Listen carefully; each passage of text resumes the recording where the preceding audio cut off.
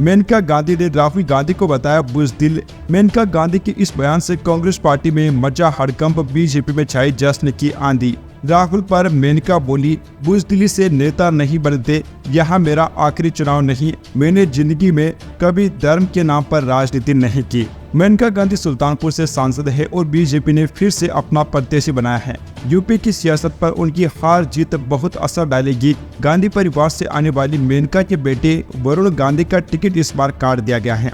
चर्चा तो मेनका गांधी के भी टिकट कटने की थी, लेकिन भाजपा ने दूसरी बार उन पर भरोसा जताया है। दैनिक भास्कर से बातचीत में मेनका ने कहा, यह मेरा आखिरी चुनाव नहीं है। राहुल गांधी की अमेठी से चुनाव नहीं लड़ने पर वह कहती हैं, अगर आपको नेतागिरी करनी है तो आपको हिम्मत दिखानी चाहिए। अगर आप बुज़दिली दिखा रहे हैं तो आप किस बात के नेता हैं। दोस्तों, आपको बताना चाहेंगे कि उनसे कई मुद्दों पर सवाल किया गया। जब उनसे सवाल किया गया कि थर्ड फेज के चुनाव के बाद भाजपा के एजेंडे बदल गए हैं, अब बात राम मंदिर और हिंदू मुस्लिम पर हो रही है।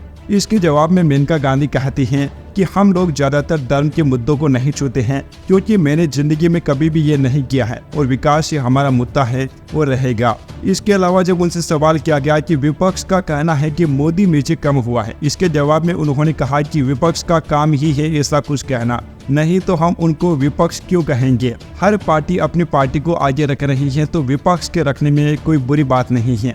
राहुल गांधी के बारे में जब उनसे सवाल किया गया कि क्या राहुल गांधी हार के डर से अमेठी छोड़कर गए हैं, इस सवाल के जवाब में उन्होंने कहा कि मुझे नहीं मालूम, सच में मुझे नहीं मालूम, लेकिन मुझे लगता है कि अगर आपको नेतागिरी करनी है तो हिम्मत दिखानी चाहिए। अगर आप हिम्मत नहीं दिखाते हैं तो आप नेता नहीं हैं। अगर आप बुज़दिली दिखा रहे हैं तो आप किस बात के नेता।